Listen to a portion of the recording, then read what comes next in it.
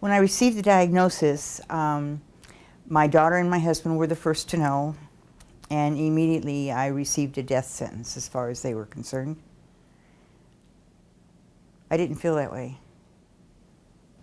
When I was on my way down to get the diagnosis, or a diagnosis, Marlene, I'm here for my 3 o'clock appointment. I just knew I had cancer. I just knew. And I was actually relieved to get the diagnosis so that I can get into treatment. I was introduced to go into a clinical trial initially, and my lung cancer was treated with chemotherapy prior to surgery. Prior to all of that, I received thoracic exploratory surgery to find out where the mass is exactly and if it had metastasized to my lymph nodes. I don't know what the requirements were to be a candidate for surgery. I just know that I had them. They caught it early enough at a 1A stage, stage 1A, or however they say that. And Dr. Valieras explained to me what a clinical trial was, and I was just on board. The process of finding out about the clinical trials was through my doctor. He said, you know, they're having clinical trials. Do you know anything about clinical trials? And I didn't. And he explained it to me. He said, I want you to go home and think about that.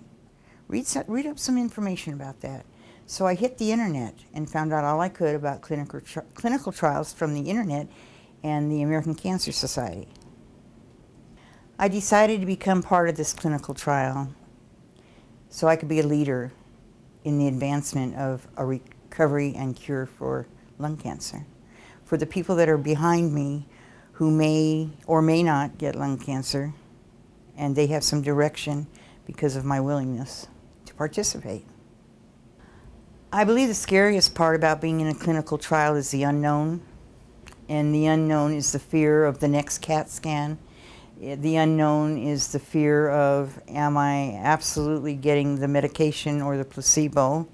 The fear is this going to work? And if it does work, is it because of this, or is it because I was just a miracle? Just a lot of fears, a lot of questions that just impossible to answer. My doctor outlined this clinical trial to me, taking me from, and it was hard for me to understand because you're a little bit shook up when you find out you have cancer. He took me from the beginning to the end of what it would entail. The office visit said it would entail that there would be no cost to me to participate in the clinical trial, that I would be strictly supervised, that I could, and the most important thing was that I could back out anytime I wanted to if my fear took over. What was really helpful in making this decision was what I believe, and I wasn't making the decision based on the event of having lung cancer. I was making the decision based on what I believe about the lung cancer.